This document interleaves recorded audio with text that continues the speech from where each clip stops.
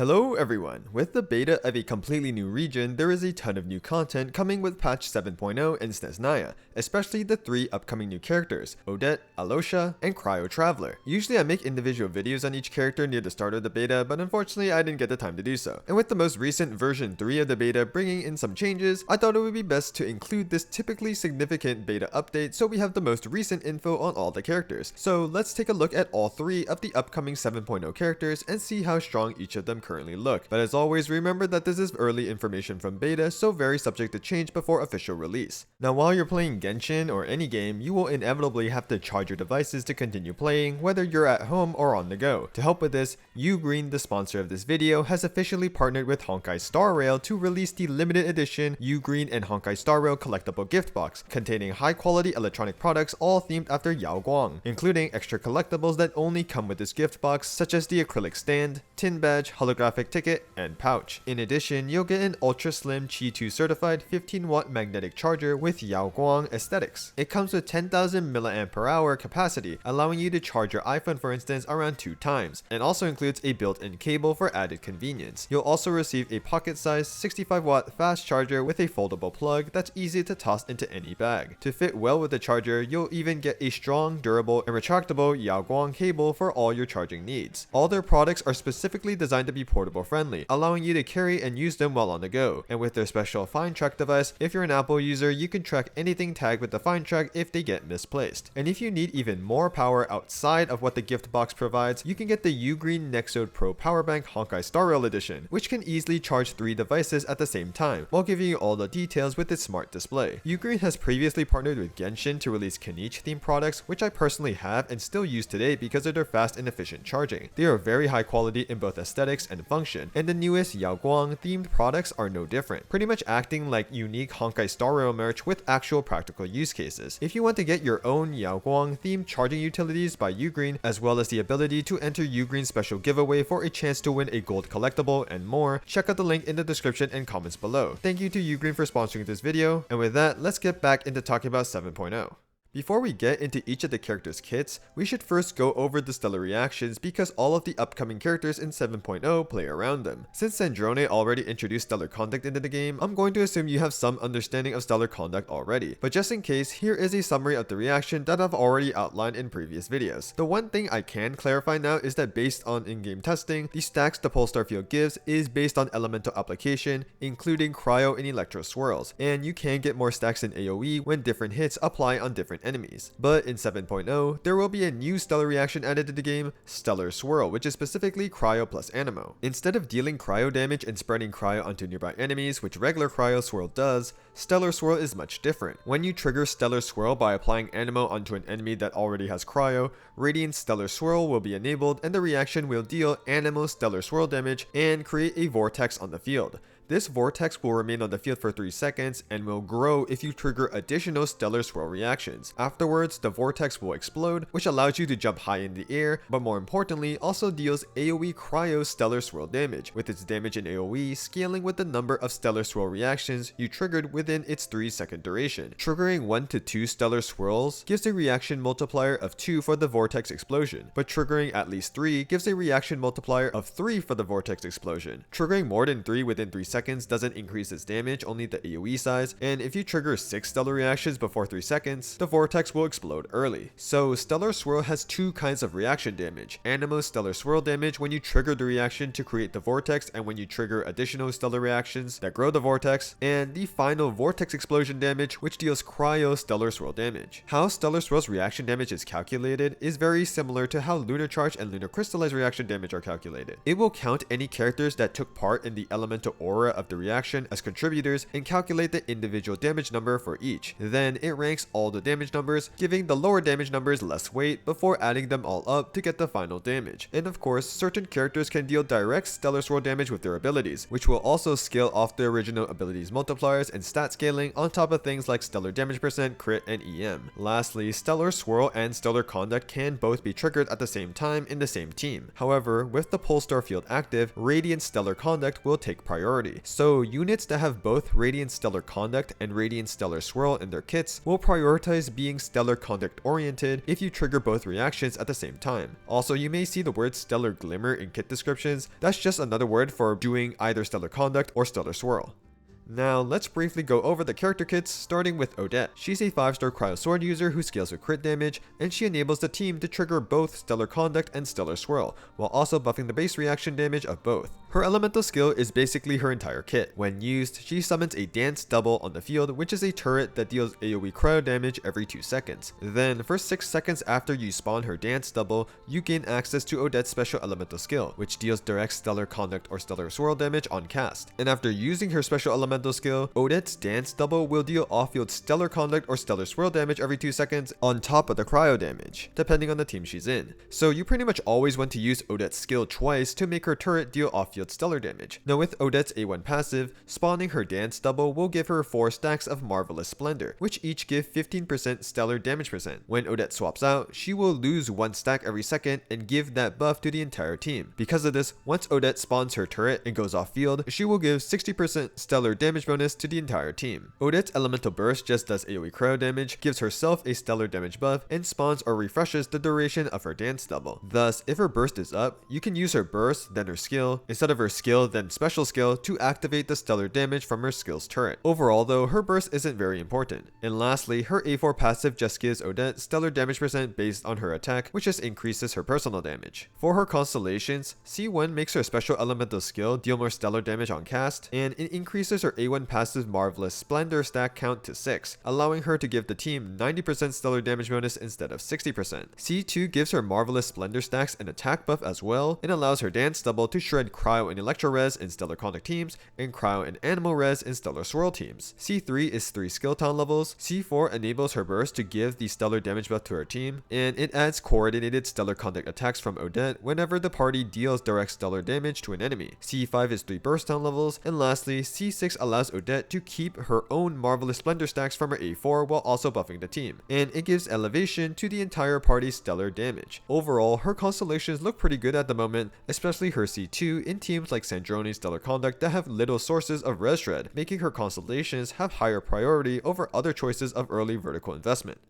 Next, let's talk about Alyosha. He is a 4-star Electro Polearm user who ascends with Energy Recharge. His elemental skill simply does damage and marks enemies hit with Hunter's Mark. Triggering the mark will give the team an attack buff and a Stellar Conduct damage buff in Stellar Conduct teams. To trigger the mark, you use Alyosha's Elemental Burst. It spawns a field that taunts enemies and deals AoE electro damage every 2 seconds, and it also summons Alyosha's Hunting Hound, Tuggerin, who attacks every 2 seconds to deal electro damage and activates Hunter's Mark when attacking an enemy affected by Hunter's Mark, which will activate the team buff. Tuggerin's attacks will also heal the whole party with Alyosha's A1 passive, and his skill and burst will deal extra damage scaling with his Energy Recharge with his A4 passive. For his Constellations, C1 gives him energy when the party triggers an electro-related reaction, C2 extends his burst duration, and it enables Tuggerin's attacks to first apply Hunter's Mark before it hits enemies, which extends his buff duration and synergizes with his C6. C3 gives 3 skill town levels, C4 enables more healing for the lowest HP party member, C5 gives 3 burst town levels, and lastly, C6 allows the Hunter's Mark buff to stack up to 2 times, doubling Alyosha's team-wide attack buff and Stellar Conduct damage buff. Having 2 stacks of the buff will also give the entire team 100 EM. Overall, Alyosha has one important constellation, which is his C6, as it massively increases the buffs he gives to the team. His other constellations don't really matter. It's really only his C6 that determines how good he is in teams. Finally, let's discuss the Cryo Traveler. Cryo Sword of course, and attack percent ascension like the other elements. Their A4 passive gives them extra EM based on their attack, and similar to Odette, Cryo Traveler does enable the team to trigger both Stellar Conduct and Stellar Swirl, while also buffing the base reaction damage of both. So anyone can access Stellar Conduct or Stellar Swirl because the Traveler is a free unit. Cryo Traveler's elemental skill and overall role changes depending on if you're playing in a Stellar Conduct team or not. If you're not playing in a Stellar Conduct team, which basically means you're playing in a Stellar Swirl team, the skill does cryo damage and summons a Frost Pierce Star, which follows your team and fires ice crystals at enemies every 3 seconds. Whenever an ice crystal crystal hits an enemy, the Traveler gets 1 stack of Frost Glow, max 8 stacks, which will be important for later. Now, in specifically Stellar Conduct teams, the skill still does damage on cast, but instead of the Frost Pierce Star automatically firing ice crystals every 3 seconds at enemies, the ice crystals are now coordinated attacks which activate when the Traveler hits enemies with a normal charge or plunging attack, and with their A1 passive,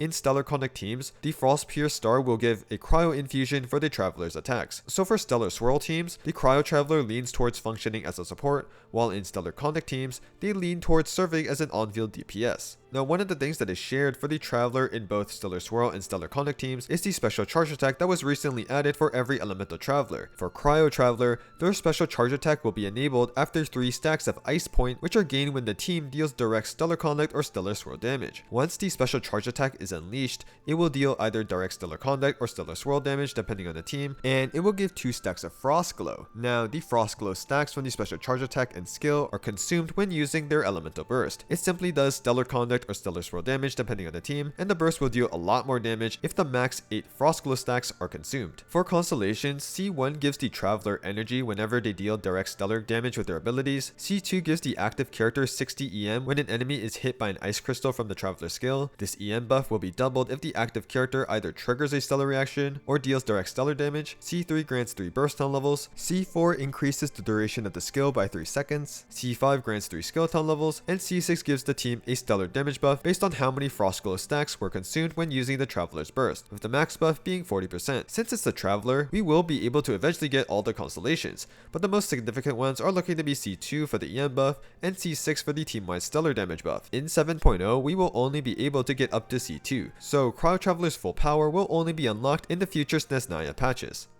Now, let's go over the potential best build options for each of the 3 upcoming new characters. For Odette's weapon options, her signature is her best in slot, having a crit rate substat and a passive that gives her additional attack and stellar crit damage when her skill hits enemies, along with energy restoration when she triggers a stellar reaction or deals stellar damage. The energy isn't that useful for her, and while the stats are great for Odette's personal damage, she generally isn't a large portion of the entire team's damage, making her signature only give a minor team damage increase. For 5-star weapon alternatives, any crit and or attack statistics are fine. EM is okay also, but one 5-star weapon specifically worth mentioning is the new upcoming signature for the Traveler that you can get for free, just for its 5-star attack main stat and crit rate substat. For 4-star weapons, there will be a new craftable sword available with a passive that gives attack and stellar reaction damage bonus when the holder of the weapon triggers a stellar reaction. However, Odette can never trigger Stellar Swirl because she's Cryo, so she can't use it in those teams, and in Stellar Conduct teams, Odette can trigger Stellar Conduct when there's a lot of Electro, such as main DPS Sino, but with a Cryo main DPS, depending on the team, Odette may not be able to activate this weapon's passive consistently. So unless they change the passive's activation requirement, the most general 4-star weapon recommendation is the Fontaine Craftable since it gives a lot of attack. For artifact sets, Odette is a great holder of the new Stellar Support set releasing in 7.0. 2-piece gives attack and the 4-piece gives more attack, and the team a 50% Stellar Conduct and Stellar Swirl damage buff when the holder of the set triggers a stellar reaction or directly deals stellar damage with their abilities. Since Odette's turret deals off-field stellar damage, she can easily activate this set and will be the best holder of it in the majority of her teams. For main stats, she wants Attack Hourglass, Attack Goblet, and Crit Circlet. For substats, just Crit, Attack, and EM. Now for Alyosha's weapon options, he's a support that wants to burst, so choose any weapon that gives energy recharge or gives damage buffs to the team. The most common and general polearm recommendation will of course be Favonius Lance, which needs no introduction. The new Battle Pass polearm is also a consideration, as its passive also generates energy for the team, kinda like Favonius Lance. For artifacts, Alyosha can use the new support set, mainly in Stellar Conduct teams with a Cryo main TPS, since he doesn't deal direct stellar damage, so he needs to trigger the Stellar Conduct reaction in order to activate the set. For instance, if you're playing a Sandrone team without Odette, Alyosha will be the best holder of the new Stellar Support set, but if you have Odette, it's better to have her use the Stellar Support set and just have Alyosha hold 4-piece Noblesse for another team attack buff. For main stats, you can run Energy Recharge Hourglass, which is good for things like Stygian, or Attack Goblet if you want more damage and healing. For the Goblet, you can use Electro Damage % to optimize his minor personal damage, or Attack Goblet for, again, extra healing, and then for the Circlet, you can go for Crit. For substats, Crit, Attack, and ER are all useful. Now for Cryo Traveler's weapon options, there is only one weapon you should use on them, and that is their new 5-star signature weapon that everyone can get for free in 7.0. It's just like other 5-star weapons in terms of its base attack and crit rate substat, but its passive only works on the Traveler. When equipped by them, the weapon will give additional attack and energy restoration when the Traveler hits an enemy, and with at least R2 of the weapon, it will give the Traveler additional crit damage for every element they've resonated with. It just gives a ton of stats for the Traveler, and in 7.0 we will be able to get their signature to R3 for free, with the other two refinements likely releasing in future patches. For artifacts, Cryo Traveler provides value by dealing stellar damage with their enhanced charge attack and burst. So in Stellar Conduct teams, they want 4-piece Disenchantment, the Stellar Conduct DPS set, and in Stellar Swirl teams, they want the 4-piece Stellar Swirl DPS set releasing in 7.0. For main stats, they want Attack Hourglass, Attack Goblet, and Crit Circlet. For substats, aim for Crit, Attack, and EM, and ER can be useful for some teams to ensure the Traveler can burst every rotation. Finally, let's go over some of the potential best teams for the 3 upcoming new characters, including a bunch of pre-release calcs done by the one and only Flip, who has graciously allowed me to reference his updated version 3 beta team calcs in this video, so big thanks to him for his hard work and help. I highly recommend checking out his content if you haven't done so already. Many of the new strong upcoming teams revolve around slotting Odette, who is a powerful stellar related general support and sub DPS that works well in any Stellar Conduct and Stellar Swirl team. Starting with the Stellar Conduct teams, Odette can serve as a Yai alternative for these teams if you don't have Yai, making these teams much better than the current Yai-less Stellar Conduct teams. However, she is not a Yai replacement since Yai is so strong in Stellar Conduct. For example, a C1 Yai Sandroni team without Odette calcs slightly higher than a Sandroni team with Odette but without Yai. For the most amount of damage, you ideally have Odette replace the previous off-field cross support to pair her and Yai together with your Stellar Conduct main DPS such as Sandrone. For the final support slot, you can use Chi-Chi or Escoffier as an additional off-field cross support, a generic support like Nicole, Shilonin, or Sucrose, or C6 Beta or C6 Diona as 4-star supports. But there is also a new 4-star support option, Alyosha. If you manage to get his C6, he will be the best final support for Sandroni teams in terms of damage. If you don't have his C6, a C0 Chi-Chi will be a better choice than him. Lastly, even though Stellar Conduct Cryo Traveler is intended to be a main DPS, there is potential for him to play as a quick swap character where he just uses skill, charge attack, and burst for damage in Sandroni's teams as the final support, or even an Odette alternative. Here are all the Stellar Conduct Sandroni team DPS calcs that Flip did, including important details like the rotation and the weapons and artifacts that each character uses. Feel free to pause and take a closer look at his calcs to see all the specific details. For Stellar Conduct Sino teams, his new ideal team has Yai and Odette, and for the final support slot, C6 Alyosha is the best for damage, but again, if you don't have his C6, you will be better off using other supports like Nicole or Chi-Chi. For Stellar Conduct Risley teams, again, the Yai and Odette duo is ideal for damage, but Risley's kit disincentivizes a healer in his teams, so Alyosha is not really worth using for him even at C6. He currently likes to stick to supports, ideally shielders, such as Nicole or C6 Beto, with C6 Beto being comparable to Nicole with C1 plus Risley. And for Cryo Traveler, they can play as a Stellar Conduct main DPS, being in the same exact teams that Sandrone plays in. All the best Stellar Conduct teams are looking to be powered by the Yai plus Odette support slash sub DPS duo, so they can serve as an effective wheelchair for characters that aren't specifically Stellar Conduct carries, such as Lohan or Eula. Now, let's talk about the best Stellar Swirl teams that will be available in 7.0. While she's currently only Stellar Conduct related, Sandroni's kit will be updated to also enable the Stellar Swirl reaction for the team and will be able to deal direct Cryo Stellar Swirl damage with her abilities, allowing her to be a proper Stellar Swirl DPS in Stellar Swirl teams. You'll want to pair her with Cryo supports like Odette or Cryo Traveler plus Chi-Chi for example, or you can just use Odette and Cryo Traveler together, which is the general ideal pairing. For the Animo support slot that can provide off-field Animo to trigger Stellar Swirls, Sucrose looks to be the best because of her EM buff, but Venti is also a good option because of its grouping and energy restoration. The other proper Stellar Swirl DPS will be Mizuki, who will be getting an updated special passive that allows her to deal direct Animo Stellar Swirl damage while in her enhanced Dream Drifter skill state. Off-field Cryo support options are the same, Odette, Cryo Traveler, and Chi-Chi, and for the off-field Animo support, Sucrose is still a great option, but if you have C6 Farazan, she can be better for damage because her C6 crit buff to Animo damage will buff Mizuki's new direct Animo Stellar Swirl damage. Other than that, you can play Stellar Swirl teams with the Odette Cryo Traveler duo with other Animo DPSs like Varka,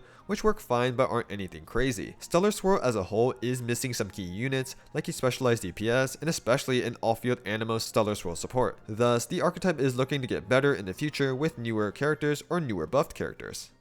That's everything on the 3 upcoming new 7.0 characters as of now. To give some brief thoughts on each of the characters, Odette currently looks like an incredibly strong stellar support. She has decent off-field personal damage, not as much as Yai in stellar conduct teams, but still decent damage, provides a ton of team-wide stellar related buffs, and looks valuable in both stellar conduct and stellar swirl teams, on top of having some really good vertical investment with her constellations. She serves as a generalist support for the new stellar team archetype, fulfilling a very similar role as Columbina did with the 3 types of lunar teams, so it's quite surprising that we are getting a Columbina-like character for stellar in the first patch of snezhnaya. Because of Odette being a generalist in stellar teams, she's looking to be a useful and relatively safe pool for any stellar team you aim to build, as you can easily flex her to stellar conduct or stellar swirl whenever you want, potentially even a 3rd stellar reaction if that becomes reality. And the big overarching question is, if Odette is the Columbina of stellar, then what will the Tsaritsa do when she releases? Alyosha is a fine stellar conduct support that provides team buffs and a lot of healing. However, he is currently very constellation dependent. If you manage to get his C6, he will be the best support for damage for stellar conduct DPSs other than Risley. But if you don't have his C6, which will likely be the case since it's hard to get a new C6 4-star unless you invest a lot of pools, then Alyosha won't even be better than a C0 Chi-Chi for stellar conduct. So if you have the C6, he's great. If you don't, he's not really worth using, but changes could be made to change his constellation power distribution. And lastly, Cryo Traveler is surprisingly a very strong character for stellar teams, considering most of the other Traveler elements aren't that good. The main reason they look strong currently is because they do a considerable amount of stellar damage with their burst and enhanced charge attack, which have high multipliers. In addition, they get a ton of extra stats from resonating with all the elements and with their new 5-star signature weapon that everyone will get for free. Because of this, they look like a solid stellar conduct main DPS, being comparable to Risley and Sino, and they look great as a support for stellar swirl teams, especially since there's not that many support options for stellar swirl on snezhnaya's release patch. In 7.0, C2R3 Cryo Traveler will be available for free, so they will only get even stronger when you can get them at C6R5. And of course, they are able to enable your team to trigger all these stellar reactions, so unlike Lunar, everyone will be able to access the new stellar reactions with their free main character. Overall, I expected version 3 of the beta to bring a ton of changes, mainly nerfs, because a lot of early TC had many of the new stellar teams doing a lot of damage, but there weren't that many changes that were made. Older characters are now becoming some of the best DPSs in the game,